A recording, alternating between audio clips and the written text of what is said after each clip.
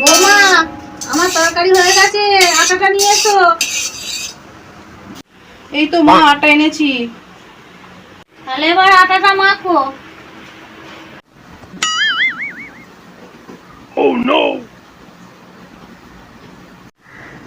মা দেখুন আমার আটা মাখা হয়েছে।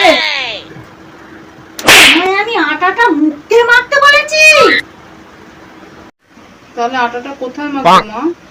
আমার মাথায় মাখো, আমার মাথায়।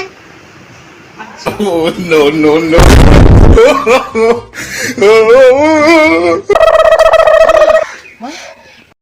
ওমা শুনেছেন পাশে বাড়ির পল্টু আছে না, ওর বউ না কোমায় চলে গেছে।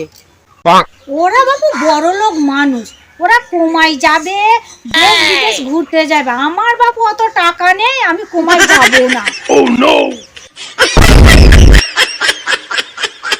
মা এবারের মতন আমাকে ছেড়ে দিন, মা এবারের মতন আমাকে ক্ষমা করে দিন, মা আর হবে না কোনোদিন, মা এইবারের মতন আমাকে ক্ষমা করে দিন, মা আর কোনোদিন এরকম হবে না, মা এইবারের মতন ছেড়ে দিন, এইবারের মতন আমাকে ক্ষমা করে দিন, মা এবার লাস্ট, এইবারের মতন আমাকে ক্ষমা করে দিন, মা এইবারের মতন।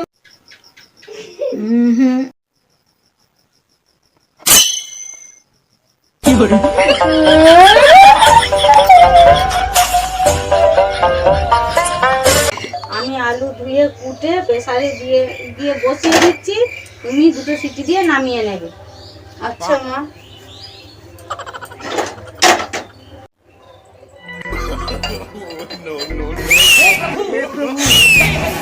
এটা কি করলো বৌমা? কেন আপনি তো বললেন দুটো সিটি মেরে নামিয়ে রাখতে। ওমা, কি যেমন না হঠাৎ ফোন না করে চলে এলি? আমি আর ওর বাড়িতে যাবো না, আমি ওর বাড়িতে যাবো না। আমার শাশুড়ি সবসময় উঠতে বসতে কথা শুনে, কি কথা শোনায়? সবসময় বলে একটু যে শুয়ে বসে না থেকে কাজটা তো করতে পারে।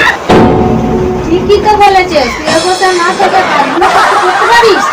তো আমি কাজ করবো, আমি সময়টা কখন পাই?